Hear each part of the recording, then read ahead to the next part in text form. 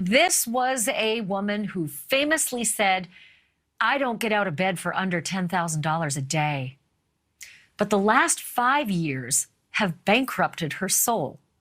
Linda Evangelista, now 56 years old, has been in hiding after a botched cosmetic procedure left her horribly disfigured. She signed up for something called cool sculpting, a common non-invasive procedure that you can get at the dermatologist's office.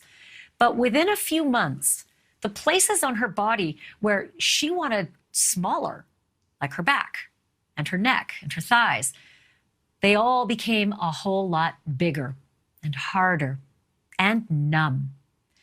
This is a photo that she gave exclusively to People magazine, where you can see some of the damage that she points to at her bra line. And when she asked her doctor if these deformities could be fixed, the soul-crushing answer was no. Thus began her legal battle against the company behind Cool Sculpting, and tonight her public campaign to show people what happened to her can happen to anyone.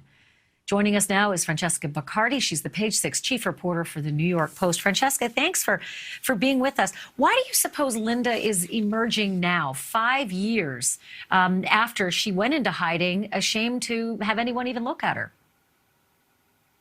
Thanks for having me.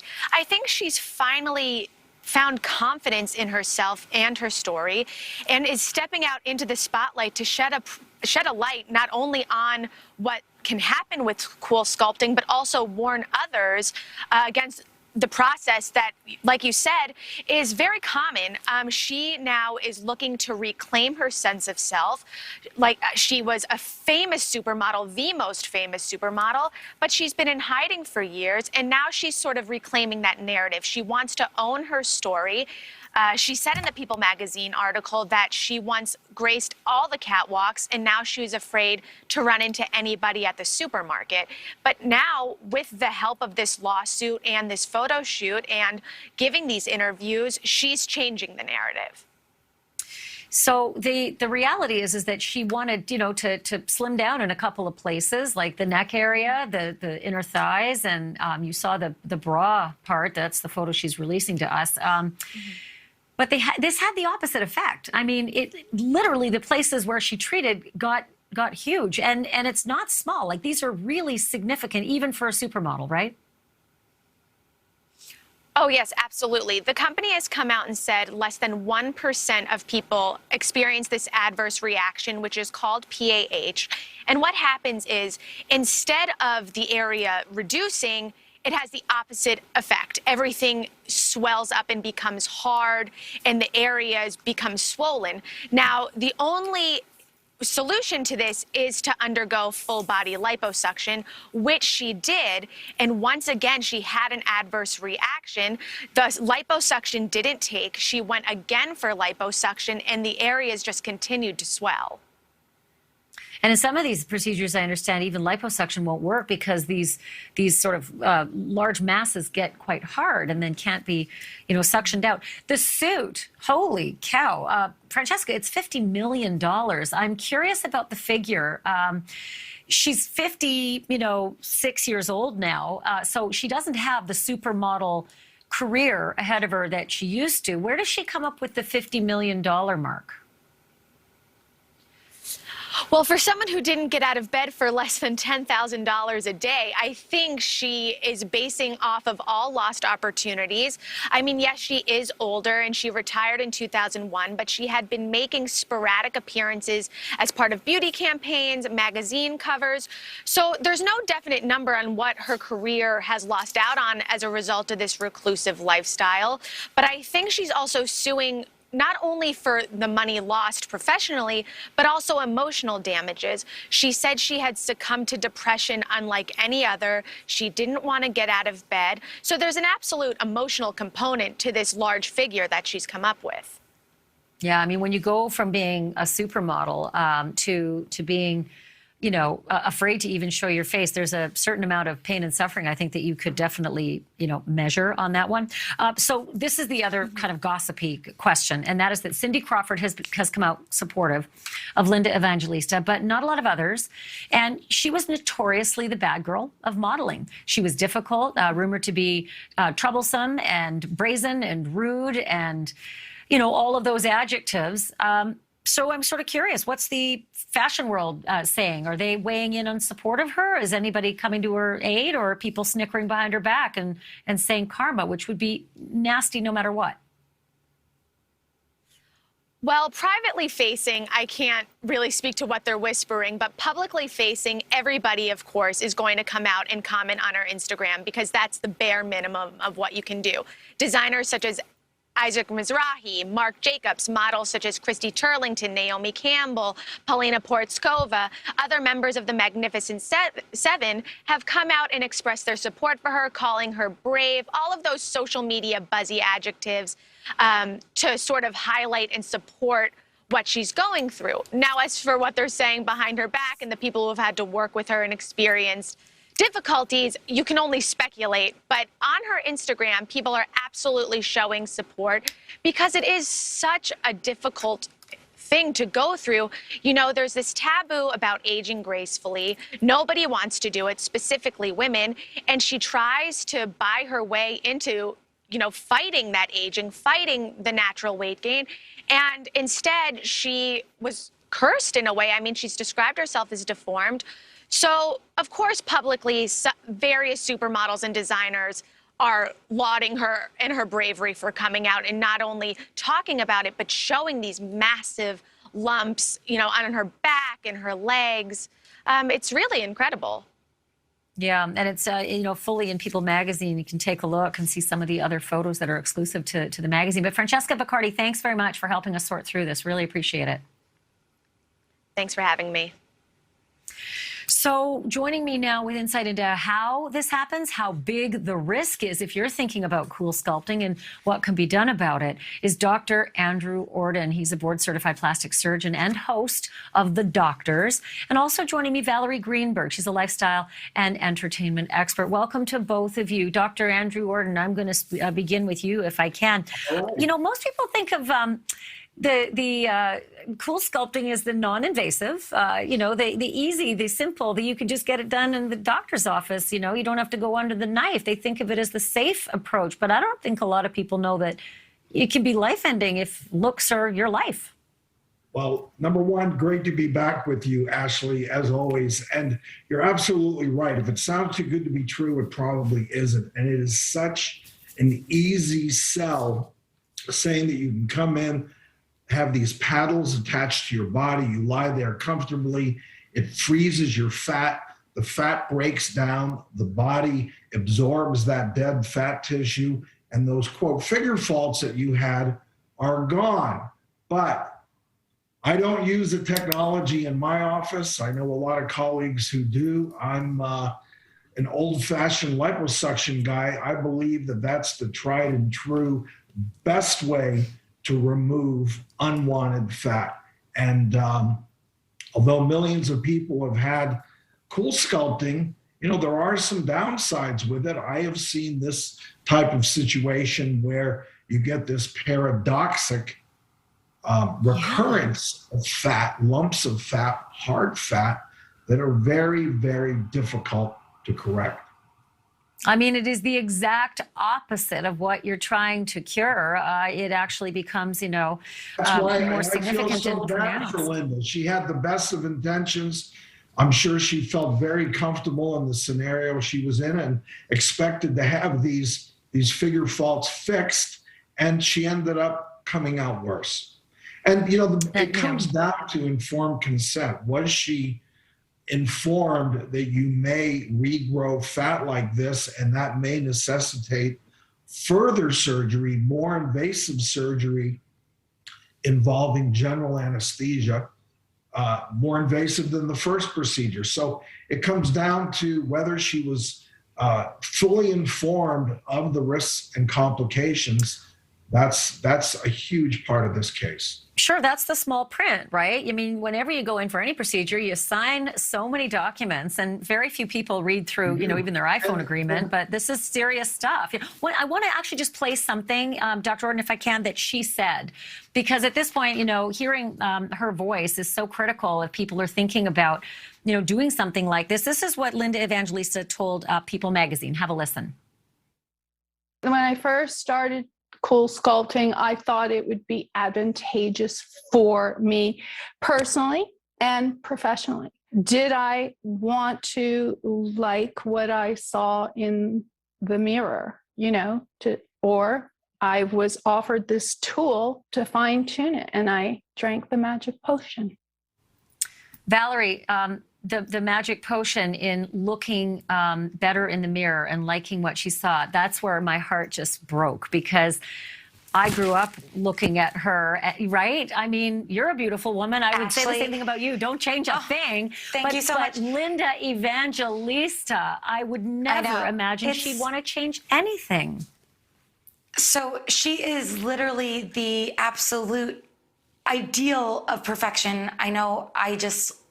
She was jaw-droppingly beautiful, Ashley. And the fact that she sort of dug herself in this hole and, is up against so many difficult situations, health-wise right now, it's really terrible, because not only did she describe all of the aesthetics that she has to deal with, but this is actually causing her pain. She's talked about chafing. I mean, when you go in for cool sculpting, you're not thinking that that's what's going to happen. You want to fine tune and remove that 20% extra fat in those areas, in the spots that are difficult. And listen, it's so readily available. Living in the streets of New York City, it's available at every single med spa. And it just seems like the normal thing to do. But the fact of the matter is, this can happen. And again, you said fine print, and it's just devastating. But I love the fact that she's sort of trying to take all of the blocks and weight off her shoulders and say, listen, I'm going through this and I'm going to share it with the world, because I can't hide anymore. The hiding is suffering for her. And to me, that is beautiful, the fact that she wants to make a difference like this. But it's just mind-blowing what happened to her. It's out of control. You would never in a million years think this would happen. Like the average person who doesn't make a living, being seen, being looked at, being scrutinized. The average person would struggle with saying, let me show you how awful this looks. And there she is. She's doing it. Dr. Orden, I want to just give a quick note to what Cool Sculpting has said. They gave a comment to People magazine, and they said this: procedure has been well studied with more than 100 scientific publications and more than 11 million treatments performed worldwide. Rare side effects like PAH, that's the condition, continue to be well documented in the Cool Sculpting information for patients and healthcare providers. So I'm going to give you a two-part question, and that is, does that cover it? Good enough? I mean, how many patients do you know who have something happen that's in the fine print and still prevail in court to the tune of 50 mil? And then number two, if anybody out there is thinking, I still want to do this, what's the risk? What's the actual number risk? Like, how rare is this condition? Well, it's definitely a rare complication. I have seen it in my office where people say, I've had multiple treatments of cool sculpting and either it didn't work, or to a certain degree, the fat grew back. So it can happen. And again, this is a known complication. Although it's rare, they're saying 1%, less than 1%. It's something that needs to be addressed in an informed consent. And also that in certain cases, you may need liposuction under general anesthesia to correct problems related to it. So it's going to come down to whether that was presented to her. And, somebody who's done a lot of liposuction over decades and fat transfers, and we now have techniques using laser and ultrasound to contract the skin. We can always make things better in a situation like this. Will they be perfect? No. And getting back to the point, Linda Evangelista was used to having a body that she was comfortable running around in a thong. And age, things change. We accumulate fat. We all do hormonal changes. She didn't like it, so this sounded like a great option for her, an easy option, and it didn't work out. So finally, to your last question, as a consumer out there, do your homework. Yes, look into the other techniques available to get rid of fat. You can freeze fat, you can heat and melt fat, and finally, classical, tried true liposuction has come a long, long way. You need to get multiple opinions and be All told, with their own risks, all with their own risks. Yeah. There's always risks to all of these Got to wrap things. it there. You've got to make the decision. Is it worth taking that risk?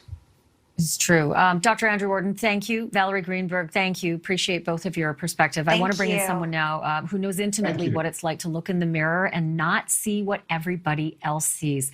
Cheryl Burke is a professional dancer. You know her. She's from Dancing with the Stars, 24 seasons, I think, now and counting. 25. Cheryl suffers from 25. I knew I was out by a season or so. It's hard to count when it gets up into the sky, scrapers like that. So, Cheryl, I don't know that a lot of people know this, but you suffer from body dysmorphic disorder. You've been public about it. It's a condition where a patient fixates on perceived defects or flaws. I can hear the echo of all of our viewers right now saying Cheryl Burke has no flaws at all. So I sort of thought of you as somebody who might be able to give a little insight, into the Linda Evangelista story, because not many people saw any flaws with her either. I applaud her so much for being courageous enough to tell her story, because it's not easy. There's a lot of shame and guilt behind, for me, at least I can say, for having body dysmorphia. I have to say it stems, I think, from being in the spotlight, but also prior to that, being, a competitive ballroom dancer and maybe not looking like everybody, having curves like I do, having a womanly figure that, honestly, I can't control, the size of my hips or whatever it is. And, I still struggle with it to this day. I will never forget, as if it was yesterday, when I got kind of, I guess, criticized for gaining a few pounds a few years ago, and that being everywhere in the magazines, news channels, and talking about, is Cheryl too fat for television?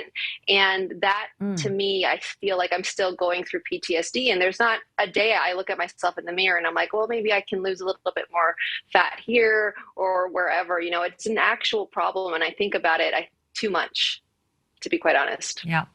Yeah, I'm with you. I do too. I'm not going to lie. I think when you're just constantly looked at, it's hard not to see what might not be good to look at, especially if we're just sort of fixated and exacerbating what might not really be there.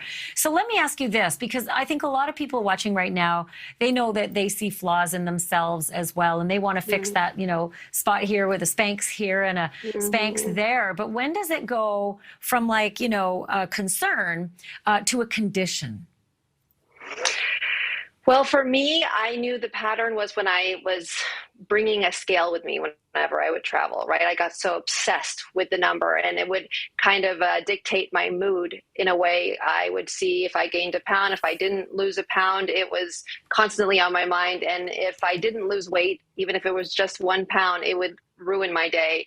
And also, I think really being intentional about, when you look at yourself in the mirror, what are you saying to yourself? What is that inner voice in your head saying? Are you being critical? Are you being negative? Are you giving yourself enough compassion going into whatever it is that you're doing? Comparison is definitely the devil. I mean, that is also what's really hard for me in the dancing world, because here we are dancing half naked on television, as you guys just saw, and I can't help but fixate on, is there a back roll in the back of my back, and age comes into play, like I'm no longer the youngest pro anymore. So that for me was a condition, it was a constant insecurity, and it would, once it dictates your mood and it basically just takes over your whole train of thought, then that there is a problem. Let me ask you, you're younger than I am by a long shot, so I don't know that you had the same teenage obsession with Linda Evangelista, but I just, like Paulina Poroskova, I just looked at these women, like I'm sure other people older than me looked at Sophia Loren, just they could not be more perfect and more beautiful. Then to see this, this exclusive in People magazine broke my heart for her. I wonder how you felt when you heard about her battle. Oh my gosh, my heart goes out to her and her family. I know how hard it is to talk about something like this, but I just applaud her, as I said earlier, of just how courageous she is, because she really is making me, especially me, feel like I'm not alone. And, my heart goes out to Linda. And look, at the end of the day, you may look perfect from the outside, but you just never know how that person is feeling from the inside. Yeah, I'm going to ask our control room to do me a favor because there's something I just noticed in one of the shots I want to ask you about. I didn't really think about it before. It's the cover of People magazine. It's the cover where Linda's on the front, and she's featured prominently on the front of the magazine. But look up in the top right-hand corner. It's Anderson Cooper. And I'm going to ask you about this because I worked with Anderson. I'm a friend of Anderson's. I adore Anderson. Anderson and I are almost exactly the same age, 54. He's turning 55 this year. I'll be 55 at the end of the year. Oh, you look great. All I keep thinking, well, smoke and mirrors, girl. If you could see the light show going on here. But, you know, it just brings to mind the idea that we're both people in television, and it is a lot harder for people my age to get these jobs than it is for people Anderson's age when you're boy, you know. You hit your stride in your 40s and 50s when you're a man, and when you're a woman, you better start looking for, you know, a supplementary income.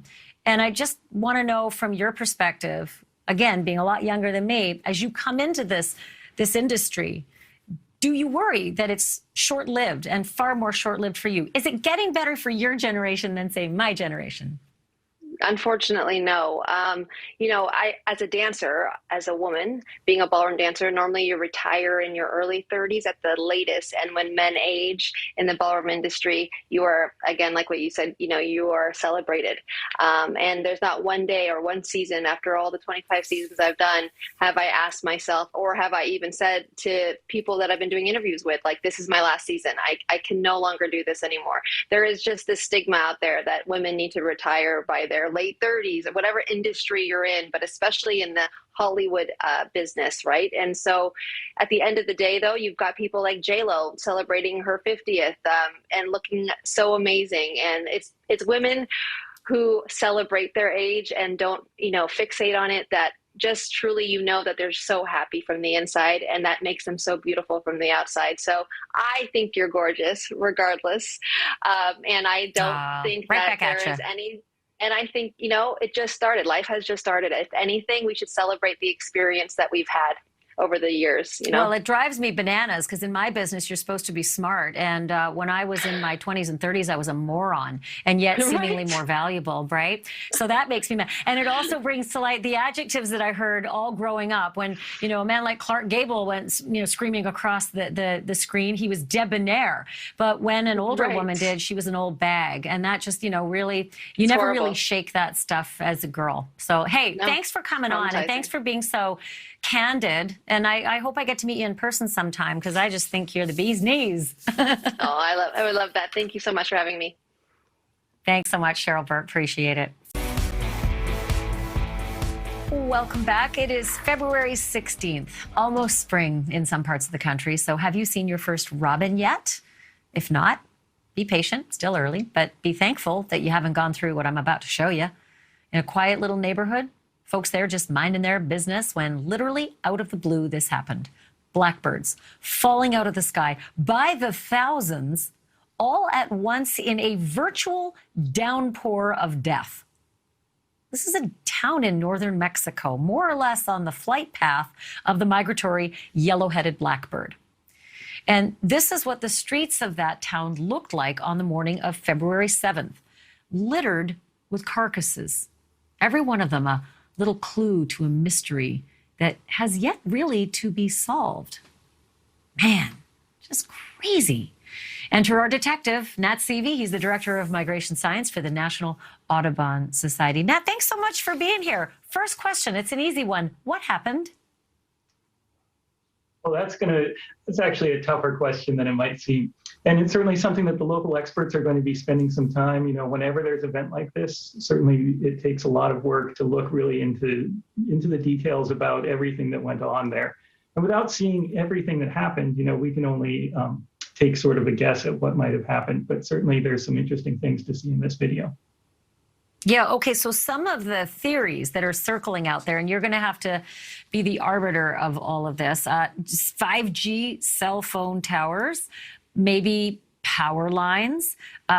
This one was interesting, pesticide-tainted wood that's burned for heating.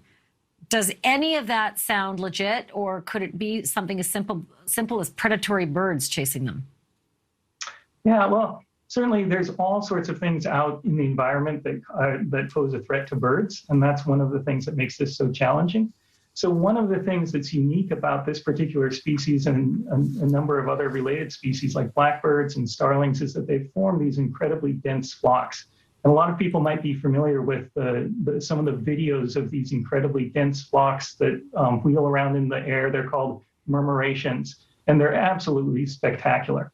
So those flocks, it seems that this was a case where one of those flocks, rather than being inspiring, something went awry. Like it's like lemmings, maybe, that they followed these leaders, to their death. These are really rare events when you see these birds just sort of come crashing out of the sky like that. But in 2020, in the desert Southwest, there was an incident where researchers blamed wildfires and drought. Ultimately, they said it was climate change, and it makes me wonder if you think that we're due for more of these scenes. Yeah, in this case, seeing this many birds go into the ground all at once, to me, it suggests that there was some sort of disturbance involved. Back in 2010, 2011, there was a case, again, with blackbirds where a number of them at a large roost in the middle of the night were frightened. They were disturbed by fireworks, and many of them collided with buildings, and there was a number of mortalities there. So to me, this looks like it was likely something that could have caused, some sort of other disturbance, whether it was a predator or something else going on in the environment that caused these birds to collide into the ground. So one of our producers, Jim Guthrie, had an amazing question that I don't think I would have thought of on my own, but he's just that smart. He said, you look around and you see millions and millions of birds flying and doing their thing in the trees and waking you up in the morning, but you almost never see a dead one. But they all have to die.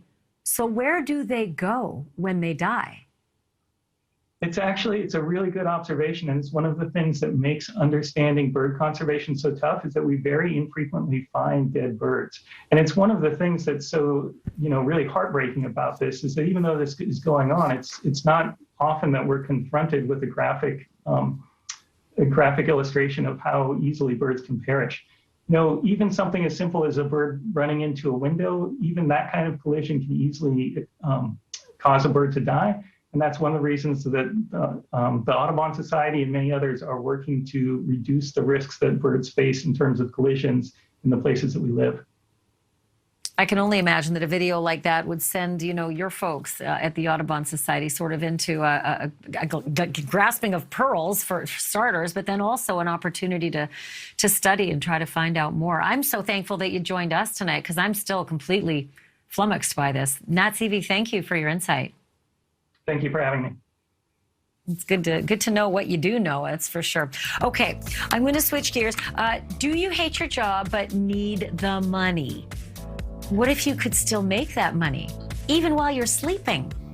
After the break, I'm going to talk to 3 people who found a way to do just that, and it's something they love as well, and they're doing it full time and making millions. Tomorrow on Morning in America, how do Americans really feel about immigration? Our exclusive NewsNation poll, just about to release, gives some fresh insight as to where the public stands on this polarizing question. Welcome back. It is Wednesday, hump day. Remember that commercial? You're just so close to the weekend and yet so far from it. If you can just make it through the next 2 days, you can relax and have fun without thinking about all those expense reports on your desk or that manager who hovers or that mouth breather in the next cubicle. The sad truth is most Americans really don't like their jobs. A recent survey by Monster.com found that 95% of us think about quitting our jobs. 92% of us in the U.S., we say we wish that we were working in a totally different industry. And 60% of us already have our resignation letters written. Present company excluded. I like this job.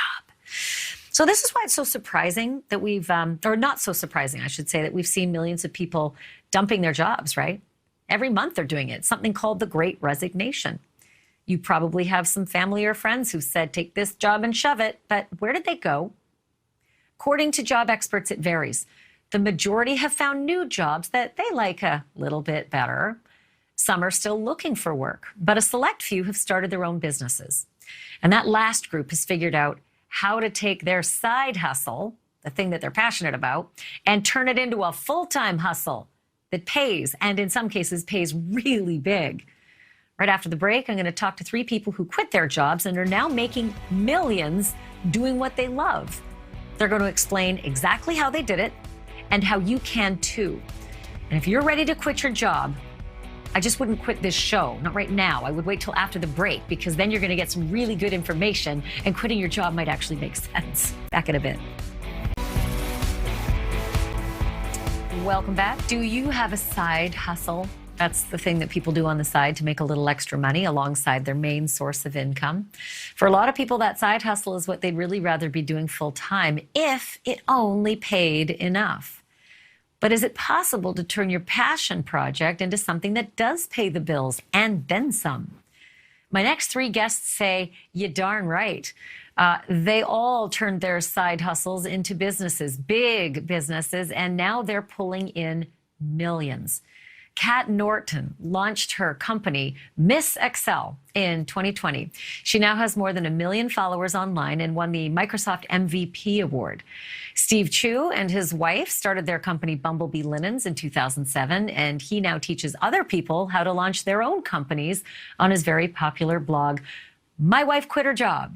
And Tori Gerbig turned her eBay side hustle into the company Pink Lily. And last year, it brought in $141 million. And that's no joke. Thank you all 3 for being here. Tori, I'm going to start with you. 141 mil. Ooh, that's a lot. How easy is this? I mean, everybody watching right now is thinking, I'm going to quit tomorrow. This sounds like a cakewalk. How easy is it to really just quit your job and then be a millionaire? Okay, it's not as easy as it sounds, but it was something that, we look back on and we're like, wow, that actually did happen, So it took a lot of hard work and dedication, but we were really passionate about what we did. And here we are 8 years later. And like you said, $141 million in sales last year. So it's insane. But again, a lot of hard work goes into it. So Kat, you were already kind of doing what you're doing now. You didn't do a side hustle that was so different than your regular hustle. You were teaching people all about Microsoft Excel, hence the name Miss Excel. And you basically said, I think I can just do this on TikTok. This will be fun. Little tiny videos on TikTok that blew up into the business you're doing now. Walk me a little further into that story. Absolutely. So it was June of 2020 when I first put out Excel tip videos on TikTok to trending songs and music. And the whole thing quickly went viral, and it's since grown to over 1 million followers across the platforms. And then also big businesses saw this and said, you know what, she's onto something here. Let's bring her in to teach our, workers how to use these Microsoft products. And is that where the big money started flowing in? For me, it was really in course sales. So within 12 months, I scaled it to a 7-figure course sales business. And I also do corporate trainings and motivational speaking and things like that as well. Okay, so Steve, you and your wife, as I understand it, started Bumblebee Linens, making custom handkerchiefs, aprons, and towels, which was doing really well. But now you're going even further and teaching people how to do what you did, how to start their own companies and, get part of the Great Resignation under their belt and still make money. How easy is it? So first off, I know this is the wrong segment, Ashley, but I just want to say that you look amazing. And to answer your question. You're so sweet. Thank you. I'm going to be paying you for that. So clearly you figured out another side hustle. So, as I believe Tori said, it is not easy. But I would say it's more, to be successful, it's more about being persistent rather than, you don't really need to be super smart to pull it off. You just need to persevere through all the obstacles that you face. So, Tori, when you have a side hustle that you love and you can't stand your job and then you make your job your side hustle, the big question for a lot of people is, am I still going to love my side hustle when it becomes my everyday? I've got to do it. And if I don't do it really well, I can't pay the bills and the mortgage. Is it still fun? Yeah, I mean, I still wake up and I love my job. We actually just got back from Tulum yesterday. We were shooting our spring line, and I'm more passionate than ever about what I do. I feel like now that I don't have a full-time corporate job, I can really like focus and put my heart and soul into my business and my brand. So I truly do wake up every day loving what I do. Yeah, there's something about just not having some, guy or girl, breathing down your neck and telling you what you have to be and what you have to do. That's pretty, I don't know, liberating. Okay, so Kat, you three all have a couple of traits that I think you share. You're dedicated, you're disciplined, you're gregarious. Not everybody has that. So do you have advice for people out there that maybe not everybody is geared to, say goodbye to the steady paycheck and go it on their own? I'd say my biggest piece of advice would be to take messy action. So oftentimes we are the only ones really standing in our own way from taking that next step and diving into your side hustle. And just remembering that nothing has to be perfect. That was one of my biggest learning lessons along the way, and what really allowed me to scale the business so quickly. I love that. Do messy things, because life is messy. And, if you don't make a few messes, you're not going to figure out what clean looks like. Steve, if you could go back, do you spot mistakes in launching this new side of your life with your wife? Could you do things differently? Can you spot things and help people leapfrog things you wish you hadn't done? Yeah, so my advice to everyone really would be to just solve your own problems. The reason why we decided to sell handkerchiefs online is because my wife knew that she was going to cry at our wedding. And just to be straight up with you all, if I knew that I was going to be spending the rest of my life with me, I'd probably start crying too. But we ended up looking all over the place for hankies and couldn't find any. But then we found this factory and then decided to start selling them because we couldn't find them anywhere. So just scratch your own itch.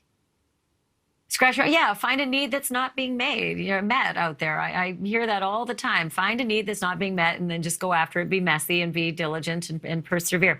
All right, so Tori, we said a few times leading up to this segment, you can make money while you sleep. And it sounds like an infomercial, but you're really doing it. Like, you're making money while you sleep.